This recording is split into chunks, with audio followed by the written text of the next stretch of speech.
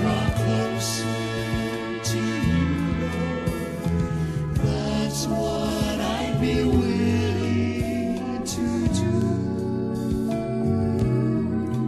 And whatever it takes to be more like you, That's what I'd be willing to do.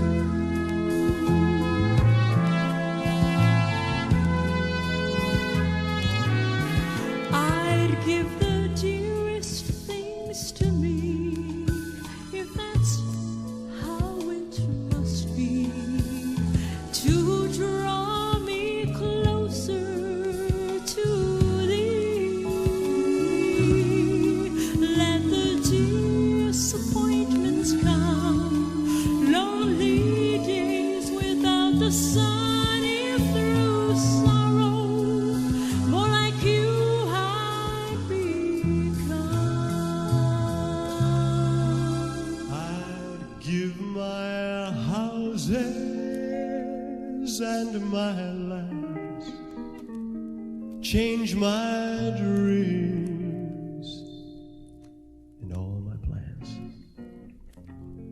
for I'm placing my whole life in your hands.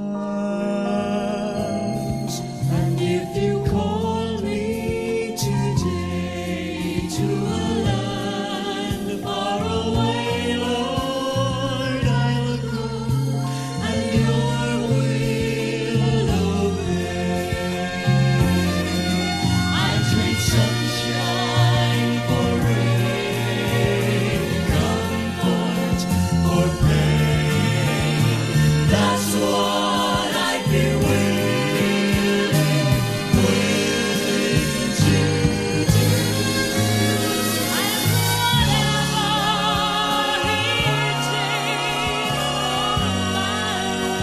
to reign, That's what I'd be willing to do.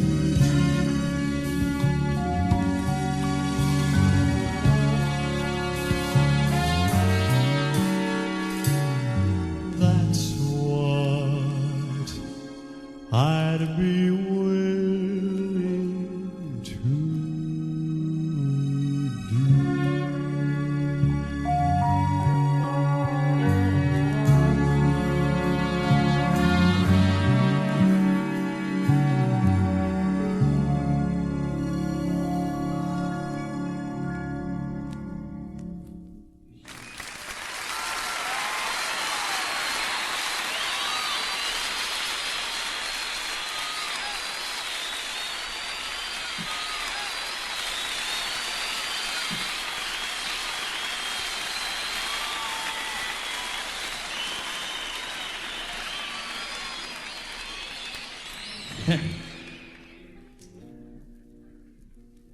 I really love kids.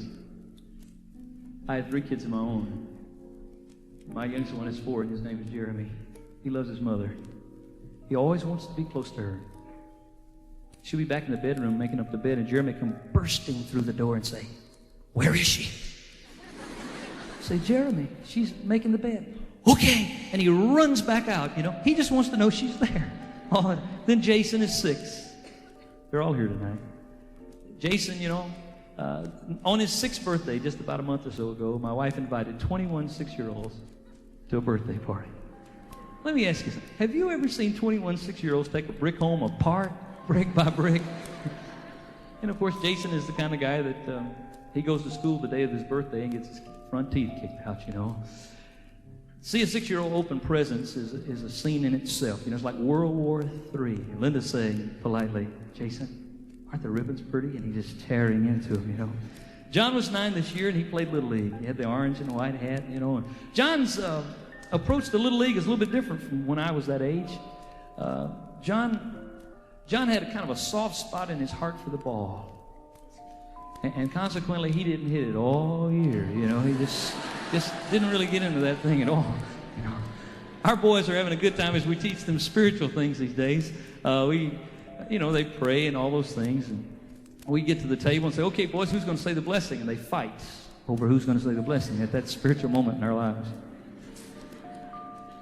Tell you, I love them because they dream. You know, kids really dream. There's some other special kids to us. They live in Lexington, Kentucky. This group and other groups, and I've taken a microphone and we have literally sung in front of millions of people.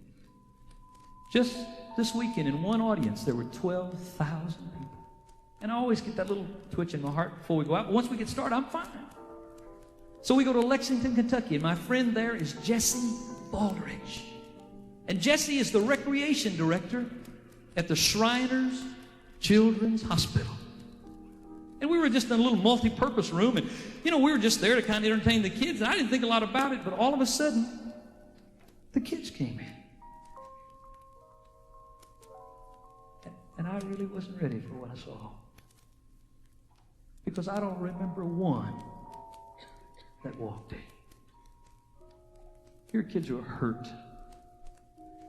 Kids who can't see except for maybe a slit in the cast on their face, and kids whose arms and legs, and kids are dying, and oh, it just broke my heart. I couldn't believe it. And I was there supposed to smile and say, hey kids, God loves you, and He does, but I couldn't hardly smile. And I walked out of there with a heavy heart. I won't ever forget that as long as I live. Those kids. But God does love them. God has got something really great and special for those kind of kids. I love kids because they dream. And I guess I'm just a great big kid at heart because I dream. Here's a song.